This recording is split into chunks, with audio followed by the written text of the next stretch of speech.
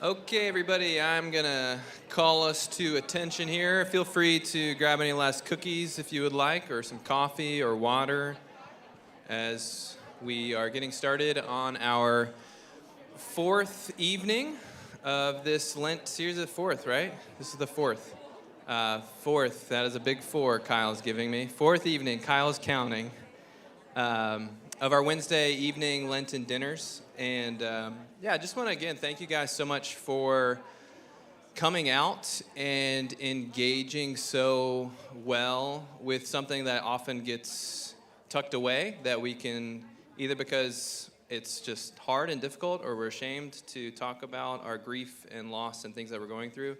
I'm really grateful that we as a community can put it on the table and to really talk about what we're all experiencing, which is loss and grief in so many different ways. And so thank you guys for being here. Thank you for taking time to learn and grow and to heal together in the grace of God. So we're calling this series The Tears of Jesus. Again, this is our fourth week, and we've been trying to look at grief from different angles. And tonight we're going to get to think about grief and mental illness. We have the privilege of hearing from Erin Blechman. Erin's not most outstanding quality, but one that was most fun for me was that she's a Hokie. She's a Virginia Tech grad. That's not really that important for tonight, but I was happy about it. Erin is an author and speaker who knows firsthand the difficulty of dealing with a child who struggles with mental and physical illnesses. She's a wife and mother whose family is most important.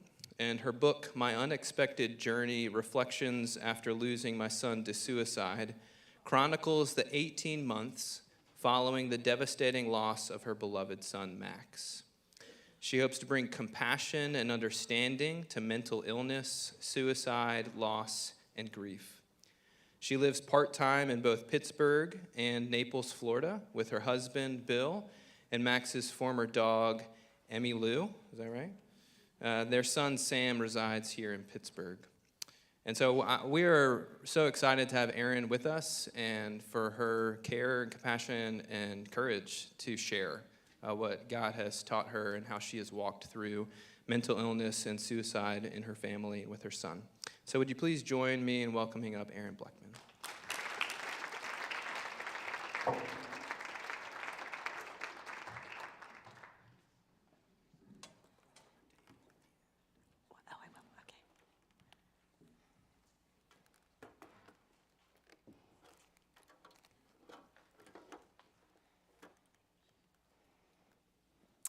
Good evening.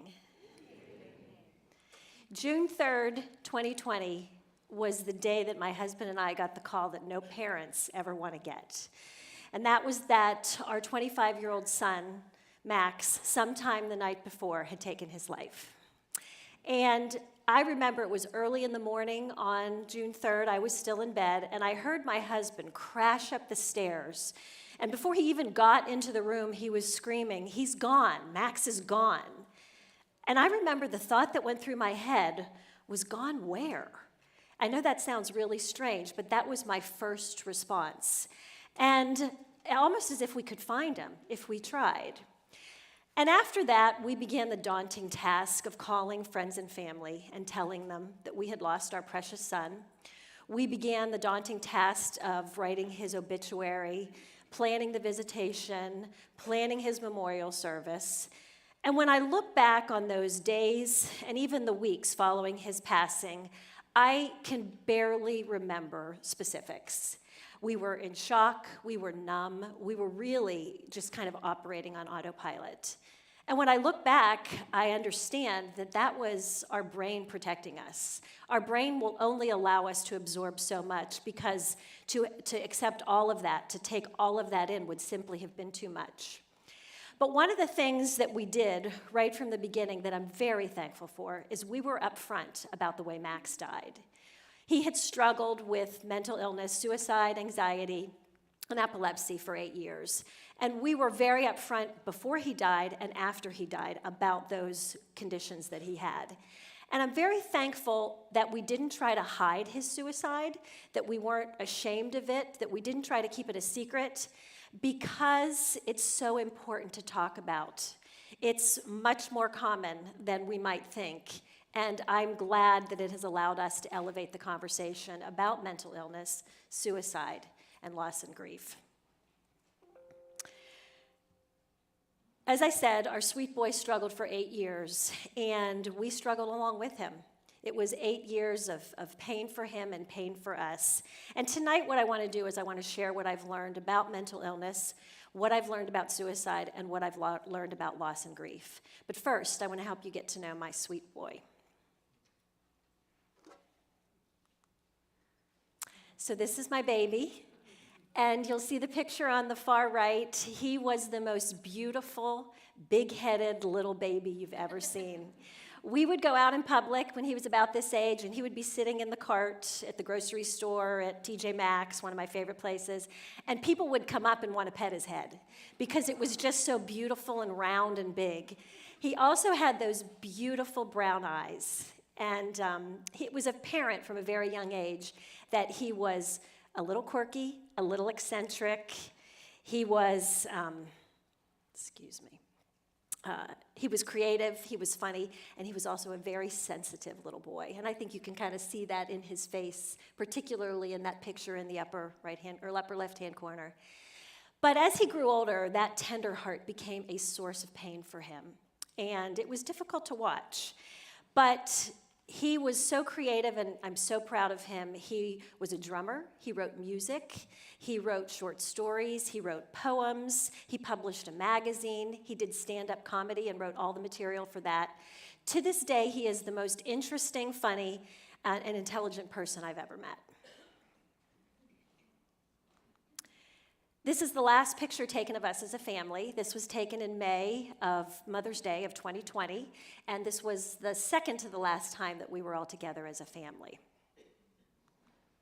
This is one of my favorite pictures of he and I, though.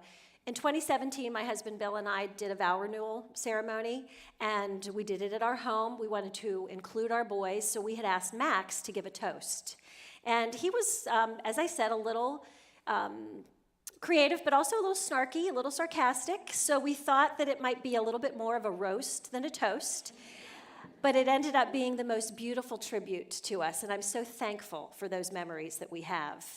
And I love this picture because it captures our relationship. Me holding his sweet face, his eyes closed, that sweet smile on his face, it just warms my heart. And I would be remiss if I didn't introduce Emmy Lou. Emmy Lou was Max's dog that he adopted in 2016. She was a rescue, and she very quickly became a therapy dog of sorts for him. And since his death, we have gotten custody, and she has become a therapy dog of sorts for us as well. She is sweet, she is loving, she's loyal, she's intuitive, and she's usually no further than that from my face. So she's a real blessing. So I want to talk a little bit about depression, and the opposite of depression is not happiness, it's motivation. And I think this is something that I was very surprised by, and many of you might be as well. I always thought that the opposite of depression was happiness, but it's really motivation, because depression simply zaps a person of the energy and the motivation to do even the most basic of things. And when I think back to when Max would be suffering a depressive episode, he had a very difficult time getting out of bed. And so I would call him and I would say, honey, get up, go for a walk, call a friend, go to the gym. And when I look back on those conversations that I had with him, I really think that they were probably hurtful to him because he probably felt like I didn't see him or understand what he was going through. Next, finding medication to treat depression is like trying on shoes without knowing your size.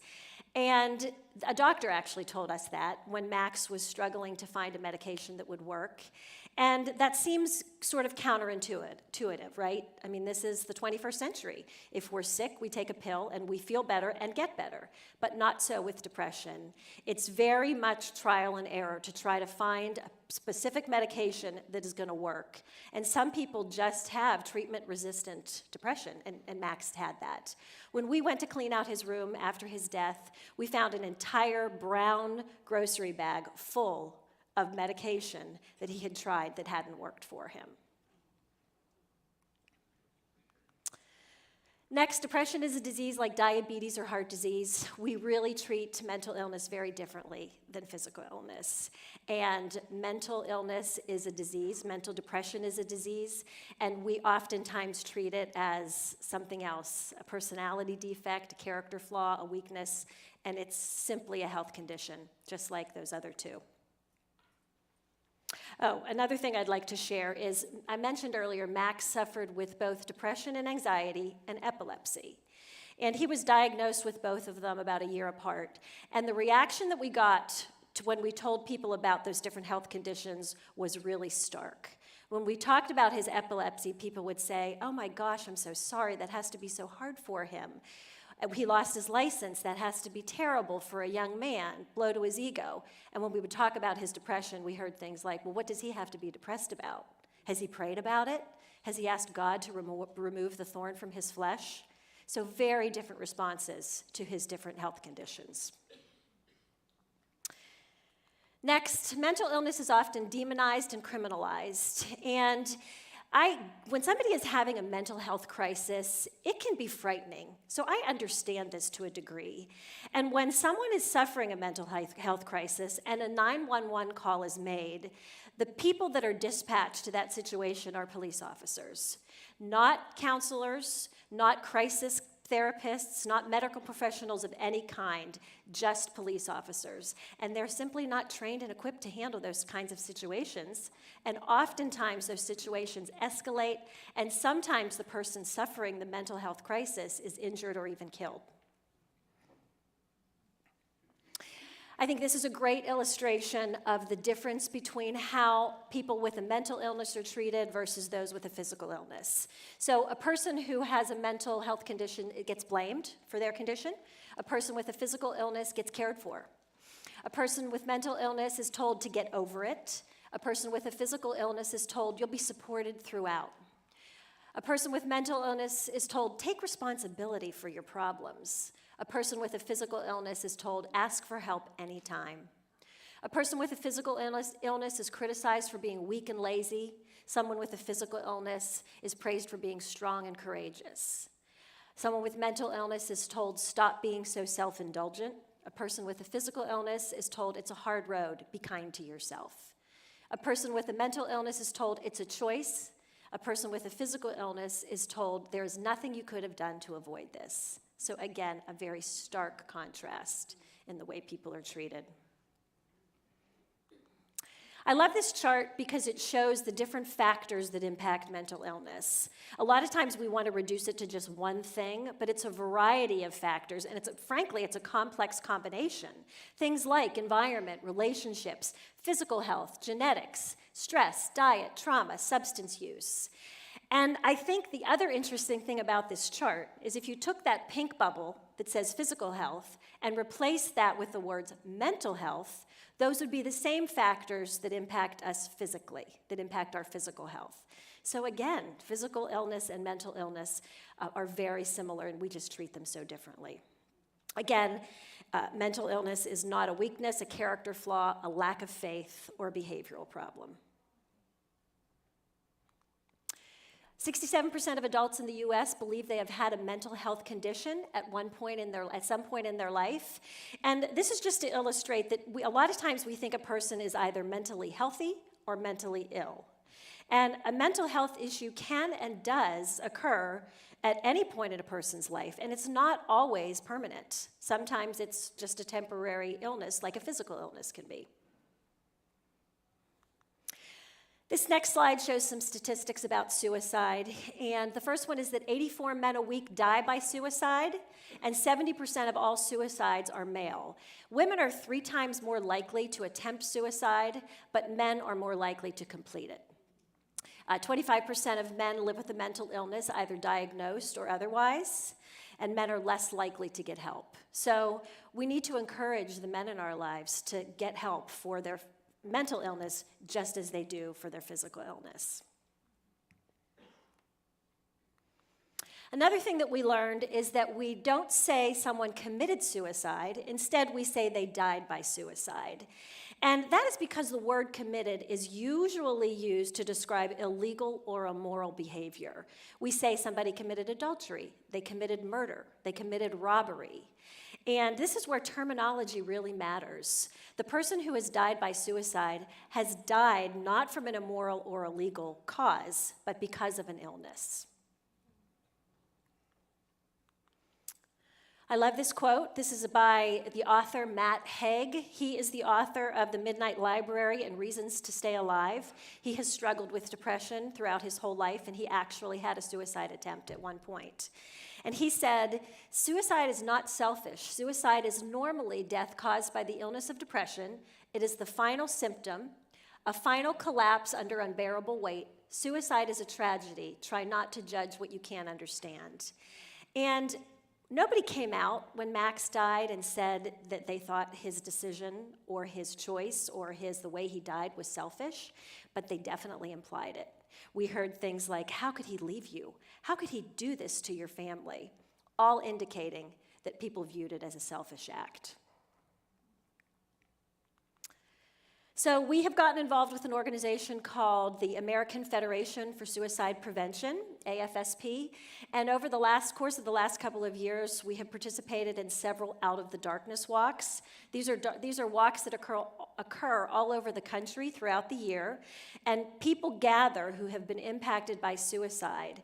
And first of all, it is staggering the number of people who participate in these walks. It shows just how many people are impacted by suicide. And it's also comforting to be with people who understand what we've been through. And AFSP is an organization that is committed to bringing awareness and education to mental health and suicide prevention, and they are also the leader in scientific research for suicide prevention. I don't know if you know this, but as of July, we have a new crisis hotline. It's 988, and that is the suicide hotline that takes the place of a very long and cumbersome number that people used to have to call. And finally, the semicolon, if you're not familiar with that is a symbol to bring awareness to mental health and suicide. And just as a semicolon is used in a sentence to continue the sentence, the semicolon is used in this setting to show that a life is continuing rather than ending. So that's the reason for that symbol. I want to talk a little bit about grief because in the months, and frankly, the years following Max's death, I have been completely overwhelmed and overcome by my grief, to the point that after a year, I thought, there must be something wrong with me. I still feel so awful. I must be doing something wrong. And what I've learned is that grief is love with nowhere to go. And so just because Max died, my love for him didn't die. That love will be with me for the rest of my life. And I've come to understand that my grief is proportional to my love for him. So that's why I was just overwhelmed and still at times am still overcome by my grief. Our culture treats grief like a problem to be solved. Our fix-it culture tells us that we need to get over it, we need to get on, we need to move forward, we only have a specific amount of time. And grief is just a normal and natural response to losing a loved one. And we will all have loss and grief in our life. And I think that it's important to remember that we can't cheer up the griever. We will all experience it, and we just need to witness and acknowledge a person's pain when they're suffering. So this indicates the theory of the stages of grief and the reality. So the stages of grief, the 5 stages you may know, are denial, anger, bargaining, depression, and acceptance. And I really thought that they were linear. I thought you moved from one to the other. And once you moved on from one to the other, you didn't go back to the one prior. You were finished. You had gone through it. And what I learned is that the reality is that they are all mashed together, sometimes in the same hour, sometimes in the same day, sometimes in the same month. But grief is anything but linear, and that was something that I didn't know. This is another great visual because I fought against acceptance for probably 18 months after Max died. I remember saying to people, I will never accept his death because I felt like acceptance was approval of some sort. And this graphic just helps us to realize that acceptance is nothing more than an acknowledgement of reality. I was stuck on that left side saying things like, I don't like rain. I wish it wasn't raining. My day is ruined. It's always like this. Everything would be better if it wasn't raining. And I was just stuck in that mindset for a very long time until I realized that acceptance didn't mean that I liked what had happened, but that I acknowledged that it was my reality.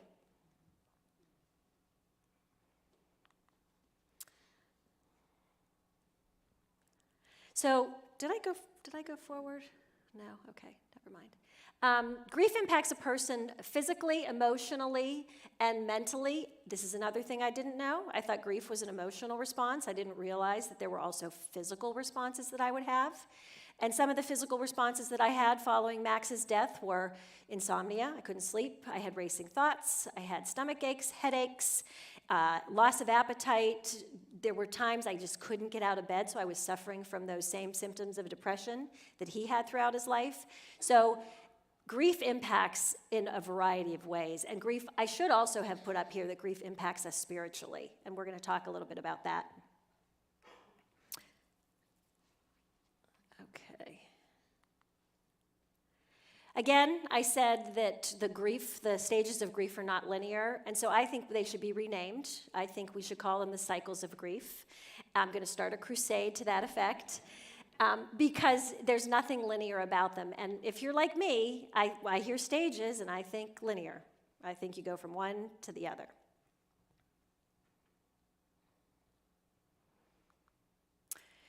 So people have often asked me, what's the best way to come alongside someone who's grieving? And I think this Bible verse is a perfect blueprint for that. This Bible verse tells us to rejoice with those who rejoice, sharing in others' joys, and to weep with those who weep, sharing others' grief. So it says weep with those who weep. It doesn't say cheer up those who weep. It doesn't say distract those who weep. It doesn't say admonish those who weep. And that's one thing that I hear a lot from people, particularly if they're a couple years out from their loss. Other people tell them, you should be over this by now. Why are you still grieving? So admonishing someone for their grief is not helpful. The other thing, I love the concept of sharing in others' grief. Don't judge their grief. Don't ignore their grief. Simply witness their grief. Because I think the best thing we can do is just to be patient, compassionate, and loving when someone is grieving. That's what was so helpful for us. That was what was comforting for us in our darkest days. Somewhere along the line I heard this, when someone is going through a trial, show up and shut up. And I think that, too, is great advice because we think that we need to say the right thing. We think, okay, this person is suffering. If only I could think of the right thing to say, I'm going to fix it. It's going to be better. And there isn't anything we can say that's going to make it better. And sometimes the best thing to say is nothing at all, just to sit with a person, just to witness their grief, just to love them quietly and patiently, and just offer people the ministry of our presence. That's what's so helpful. So my faith has been shaken by our loss, and to help you understand that, I mentioned earlier that Max struggled and suffered for 8 years. And so throughout those 8 years, I prayed for him every single day. We had numerous prayer gatherings at our home. He was on the prayer list of probably about 100 people. And I really felt, I can still remember walking through my neighborhood, I remember where I was, and I felt like the Lord said to me, he's going to be okay. And so I persevered, and I thought, he's going to be healed, he's going to be restored, he's going to be redeemed, and he's going to have a tremendous testimony that he's going to be able to share with others. And so when he died, I felt like I had been abandoned by God. I felt like I'd been betrayed by God. My world was rocked because the prayers weren't answered the way that I thought they were going to be answered. I love this Bible verse because it shows that God can handle whatever we throw at him. This is from the book of Job and says, "Therefore I will not keep silent. I will speak out in the anguish of my spirit. I will complain in the bitterness of my soul." And this is from the 7th chapter when Job is in the midst of his suffering. So it's after everything has been taken from him, before we get to the good part at the end where everything is restored. And he is just in deep pain, deep despair, and deep anguish. And this is where I was. I was bitter, I was angry, I railed against God. And I'm thankful that I had people come alongside me that helped me to understand that God could take that. God can take my anger. He can take my anguish. He could take my despair. He could take my hopelessness. He could take all of that. I didn't have to hide it from him. And I'm thankful that I understood that, because I think if I had repressed all that, it's not like I would be fooling him, but I would probably have made myself sick. And I just want to share a story about how we treat suffering, particularly in Christian circles. So this year I'm involved in a large Bible study, and at one point during the year, we studied the book of Job. And, we, again, like to get to the end of Job. We like to get to the end where everything is good. He gets back what he lost, he has more children, he's wealthier and healthier and happier than he was. And I remember in the middle of that book, when you're sitting with Job in his suffering, that's a pretty heavy place to be. And in my Bible study, there's these small groups that we get together and talk about our homework for the week. And I remember there was one week where a woman shared a story about suffering in her own life. She told a story of her high school daughter being diagnosed with leukemia and going through that whole process of treatment and hair loss and missing school and missing out on activities. And this woman said, and she stayed so faithful. She stayed so strong. When we would go to her appointments, she would be an inspiration for everyone. And this woman ended by saying that her daughter was now cancer-free. So you can imagine the response, right? In a group of Christian women. There were clapping and smiles and people saying, praise God and amen. Very normal response. Very loving response. Well, at some point, I decided I was going to get the courage to share my story about Max. And so I shared that we had prayed for him for 8 years. He struggled for 8 years, and he was taken from us. And I shared that my faith had been shaken, that I was in the midst of that pain, just like Job was. And when I got through my story and I looked around at the women in my group, it was like I was staring at deer in headlights. There were crickets because nobody knew what to say. Because we're much more comfortable when a story has ended happily and everything is redeemed and everything is healed and everything is better. But when someone is in the midst of their suffering and that is right in our face, we don't know how to handle it. And I think we can do better. I know we can do better. Now, throughout the course of the 2.5+ years since we lost Max, there have definitely been times where I felt Jesus pulling me closer to him. I have more God moments than I could possibly share in the time that we have. My friend calls them whispers from heaven. All of the things that God orchestrated prior to losing Max so that we would be prepared or supported, all the things that he's done since. And so it has helped me to understand that God has been with me even when I haven't felt him, even when I've been ignoring him. He's been there by my side.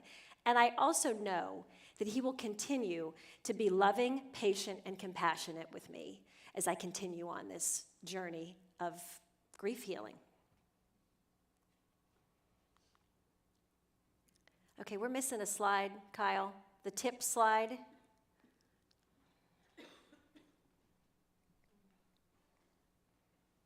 Bear with us.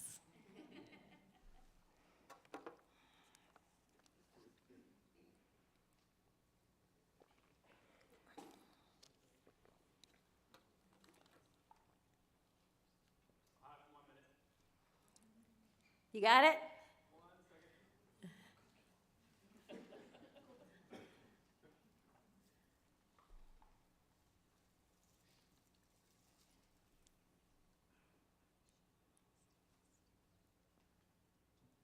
There we go. So I'd like to share some tips that I've learned along the way. And the first is that therapy is hugely helpful. I was established with a therapist prior to Max dying. My husband and I were established with a marriage therapist. And without that continued support, I wouldn't be standing here today. I firmly believe that. Those individuals have been incredibly helpful in helping us in our journey. The other thing that I cannot say enough about is support groups. It took my husband and I over a year to join a support group because we had lots of friend and family that were supporting us. We had that marriage therapist, we had individual therapists, but it wasn't until we joined a support group and we were with people who understood what we had been through, who had been through the same thing themselves, that we felt understood, we felt validated, and we felt like our experience was normalized. I remember one of those very first support group sessions where one of the fathers was talking about the fact that he and his wife felt like they were aliens, and they were walking around speaking a different language than everybody around them. And I remember crying over that because that's exactly how I felt. In spite of all of the support that we had, I just felt so alone. I felt so different. I felt so lonely. And so our support group, I think, has been probably the #1 factor in our healing. The other thing is medication. A lot of people view medication as a crutch, as a weakness, and again, I probably wouldn't be standing here without it. So I just think it's really helpful. God is behind all truth, so taking medication is not a lack of faith. He allowed medication to be created that can help us get through these difficult times, and we should take advantage of that. Another thing that was really helpful for me were creative outlets, and so at the beginning, and this was at the recommendation of my therapist, I began to journal because I would have all these swirling thoughts and feelings, and I couldn't even name them. And so my therapist said, start to journal. I have been a journaler off and on throughout my life, and so I did. I began to journal them. And ultimately, those journal entries became a book that I released. It's called My Unexpected Journey, Reflections After Losing My Son to Suicide.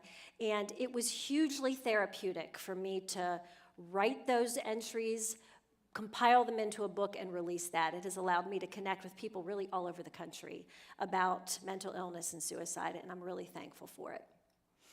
Another couple things, don't numb your feelings, and boy, this is easy and tempting to do, whether it's with TV, alcohol, drugs, shopping, food. It's so painful to be in that spot that at least I did. I wanted to do anything to escape it, to turn from it, to just ignore it, and you can't. You can for a period of time, but it's not going to work. And so it's really important, as my therapist says, to feel your feelings and not numb them. The other thing is to be honest with yourself and with others. It doesn't do anybody any favors for you to pretend like you're okay when you're not. It's okay not to be okay, and it's okay to tell people you're not okay. Now, not when somebody says, "Hi, how are you?" and you don't certainly want to start a conversation, a deep conversation, perhaps in the middle of Giant Eagle. But it's important to be honest with trusted friends and trusted people. And finally, reframe your expectations. If you're like me, you're going to get to a year and think, I'm doing something wrong. There's something wrong with me. There's something seriously and deeply wrong with me because I still felt so bad after a year. And that's because I had this expectation in my head that after a year I would feel better. And that's another thing that people oftentimes will put on you. You should be better after a year. You should certainly be better after 2 or 3 years. And so you just need to reframe your expectations, and you may need to help others reframe their expectations as well.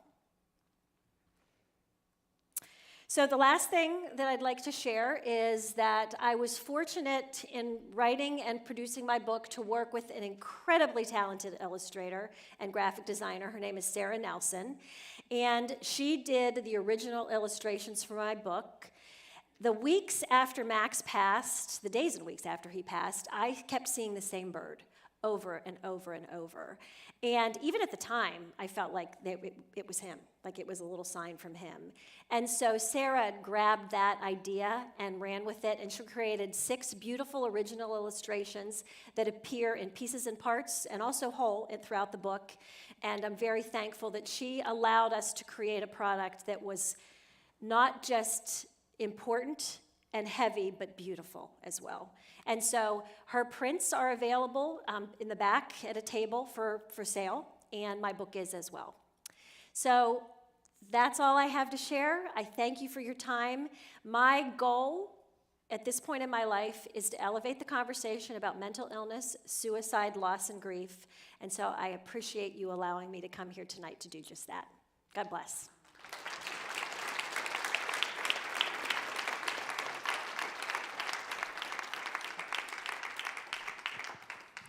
Thank you so much, Erin. We are going to move now into a time of Q&A. I'm going to give you all just 2 minutes to kind of just digest at your table and just kind of try to, take in a little bit. There's a lot there, and there's probably a lot that I trust that the Lord is bringing up for you as well. And so I'm going to just invite you all at your table to just share one thing that was a new insight for you, or something that you hadn't quite thought of or heard in that way before. And as you share that one thing, if there are questions that come up, there are pieces of paper and little pencils on your table. Jot down a question, and Erin will share any thoughts that come up from that question. And I'll get us started with a few questions here in a minute. But chat amongst yourselves, share one thing that was either a new insight or something that you maybe saw in a new way from Erin's teaching time. So talk amongst yourselves, write down your questions. If you do write down a question, just hold it up, and I, myself, or Bill Henry will grab it.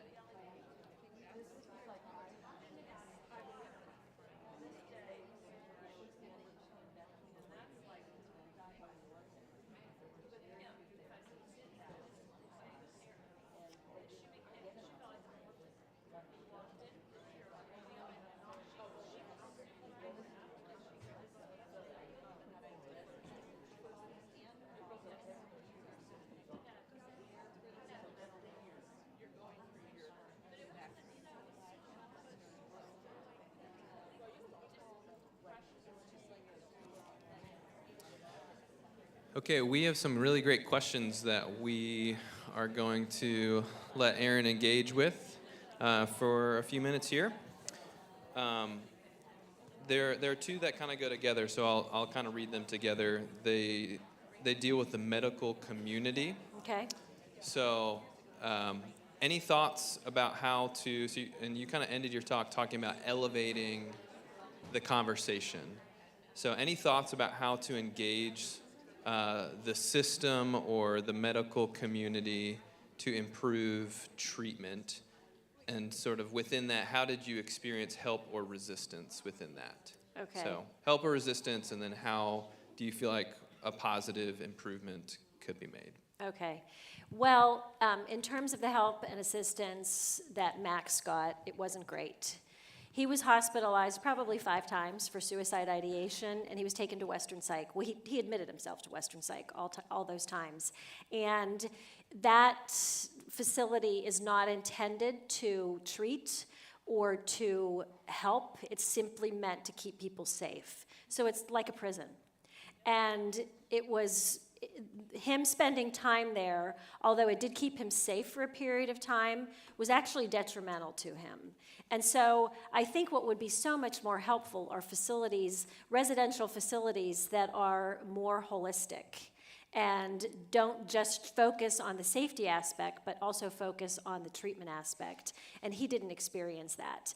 And we did look into those, but they're few and far between, and they're very, very expensive. And so I think that's something that we can all advocate for, is better coverage, better healthcare coverage of those residential facilities, and more of them, because I think they're desperately needed.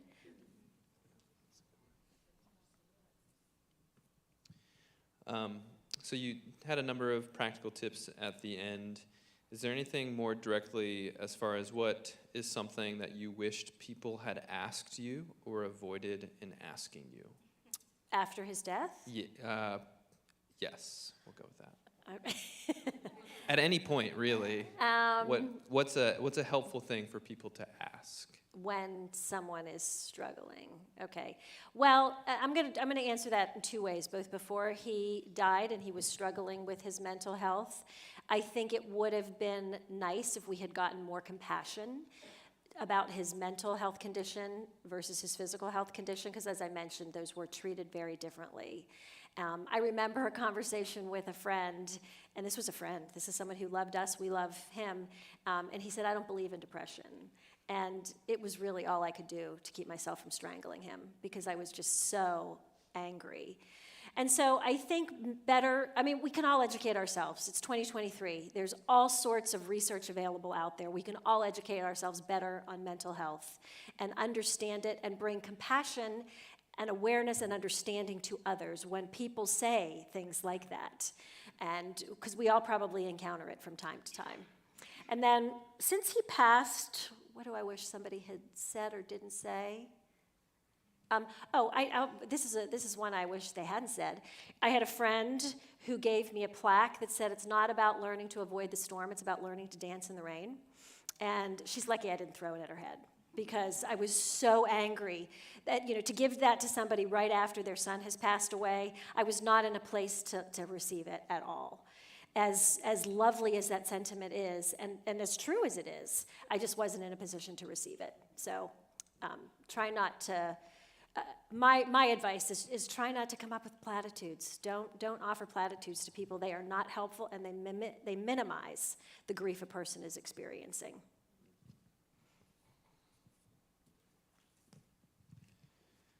I don't know if you quite use this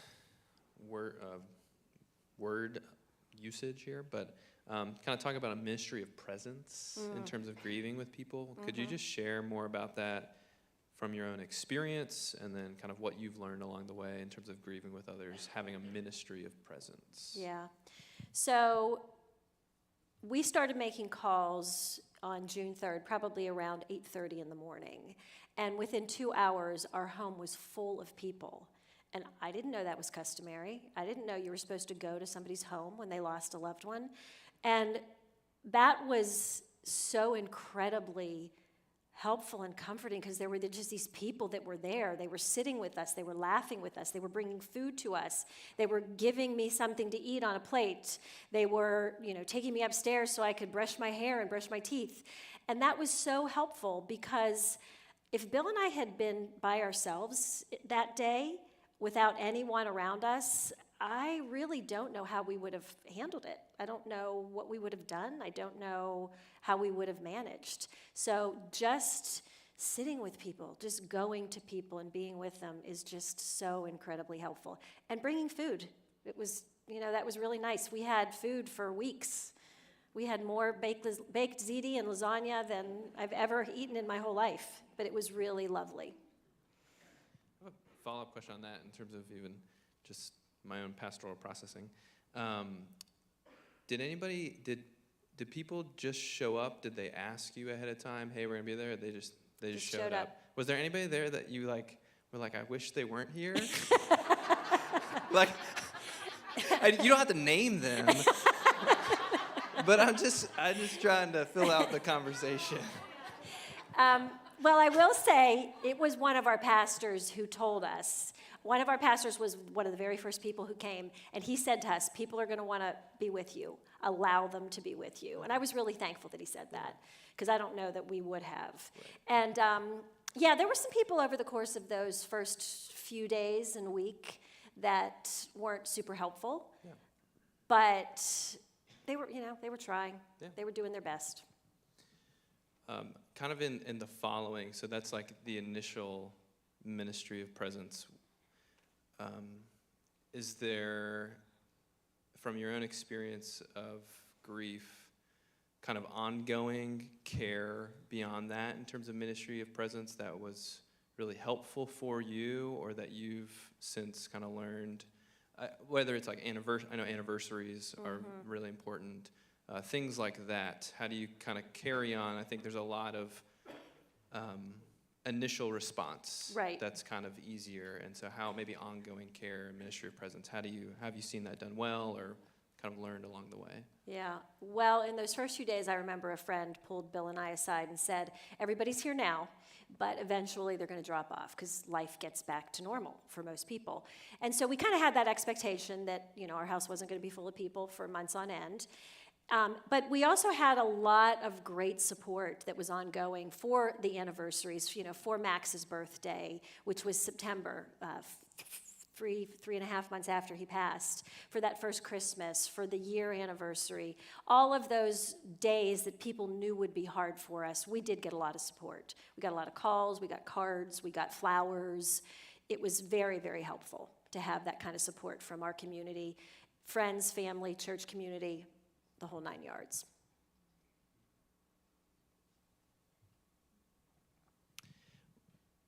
I think this is the angle this question is going at, but what would be like your hope for us, hearing your story about Max and Max's story? What would you hope for us that we would take away from here? Well, when I think about my purpose in writing the book, it was to help people to get to know and love my son, because he was a really special guy, and to know that people who struggle with mental illness are not scary. They're not weird. They're not disturbed. They suffer from a mental health condition. And so I think that's one thing, is again, that bringing that compassion and that awareness. and understanding to mental illness. And the other thing I think that for particularly this audience, a group of church people, is to know that we should be doing this the very best. We should be coming alongside people who are grieving, who have a child with mental illness, who have experienced a suicide in their family, who are in the depths of despair. We should be able to do this best. We should be able to bring the love and the compassion of Jesus into their lives. And sometimes that doesn't happen. And I think that, as I said, we can do better. I know we can do better. How would we handle the issue of people who don't want people rushing at them? I'm thinking, for myself, if, somebody's in that position, if I know them real well, I don't mind just going to their door. But I know them casually from church, gosh, I'm going to feel, well, what if she doesn't want me? Yeah, that's a really great question because everybody does grief differently. There's no blueprint. Everybody's grief is as unique as their fingerprint. So you're right, there are some people who are going to want you around. I would say a good rule of thumb is to do something. Instead of asking, oh my gosh, you've experienced this horrible loss, what can I do? Just do something. Bring a meal, bring flowers, drop it off on their front porch, write a note, something. Just do something, and I think that is helpful. And you'll be able to also gauge if your presence is too much. You'll be able to gauge that. This is going to be our last question. But how did you or how would you encourage folks to regain confidence and faith or trust in God again after feeling abandoned or prayers unanswered? That's a really good one. So when I look back on that first year, we had lots of people praying for us, and those prayers were huge in keeping us supported and keeping us kind of propped up. And for me, it's just been a process. I knew that I could trust God, but it's taken time to get there. And I think just to ask people to pray for you, ask people to pray with you, just kind of fake it till you make it, I guess. I don't know. I mean, Bill and I continue to go to church. I continue to participate in Bible studies, sometimes rolling my eyes, sometimes being indifferent, but just kind of stick with it, knowing that God is with you even when you don't feel him. Because He is. I can see that now. And I wish I could have seen some of those things in the moment, but almost all of them are in the rearview mirror. I can look back and see them. So just knowing that he is with us even when we don't feel him, and knowing that he will never leave us. He can handle our anger, he can handle our apathy, he can handle our despair, and he's bigger than all of that. So, Erin, can I speak for you for a minute? sure. You always say a really good piece of practical advice is talk about the loved one. Yeah. Say their name. Yeah, that's true. One of my biggest fears was that people were going to forget Max, and I think he's unforgettable. I think he's one of the, well, as I said, the most interesting person I've ever known. And so don't be afraid to bring up the name of the loved one, because I know a lot of people are like, oh, she seems like she's having a good day. Maybe, I don't want to remind her. And I know every single minute of every single day that Max is gone. And so if you say his name to me, I'm going to be thrilled. I want to talk about him. I want to tell stories about him. I want to reminisce about him. And so I think that's really important to say the person's name, because almost everybody fears that their loved one is going to be forgotten. And again, that's not everybody. And so you'll know if you bring up the name of a loved one to somebody who has lost someone and they recoil, then you'll know. But I would say by and large, we want to talk about the person that we lost, because we want everybody to remember them and love them the way that we did. So, all right, thank you. Thank you, Erin. Appreciate Let's your give time. Erin a round of applause.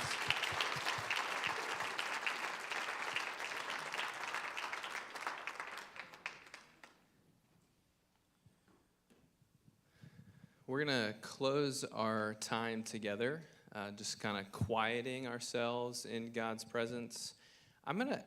This is a kind of weird thought, but I'm going to actually invite us at the very beginning of us stilling our hearts. I'm going to invite us, not out loud, but quietly in our hearts, to thank Erin and to thank God for Erin. I will do that out loud. But in your own heart, just especially if there's anything specific that you felt like you learned or gained, just would love, I don't know, just really want to bless Erin for her to just see just like thankfulness rising out of our hearts for things that she shared. And I think it'll be a bit jarring if everyone said it out loud. And so just quietly in our hearts. A couple reminders right after we finish the reflection time and I close in prayer. Parents, if you could go get your kids right away, that would really care for all the people caring for them. And we will have a prayer team in the sanctuary at the conclusion of the reflection time. And if you would want prayer for anything that's on your heart tonight, you can go receive prayer in the sanctuary. So I'm going to invite us to kind of get situated in our seats, just maybe kind of like Dana invited us last week, if we want to put both feet on the ground, if we want to kind of hold ourselves a little bit, you can do that. If you just want to sit, get comfortable.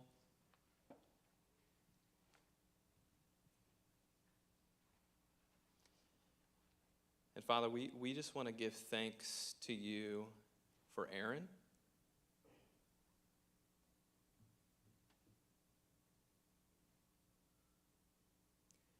We want to give thanks to you for Max.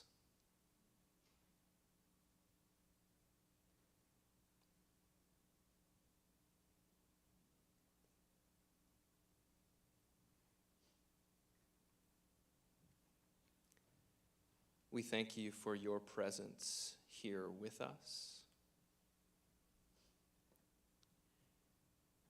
and ask you, Holy Spirit, to come and rest on us in this time.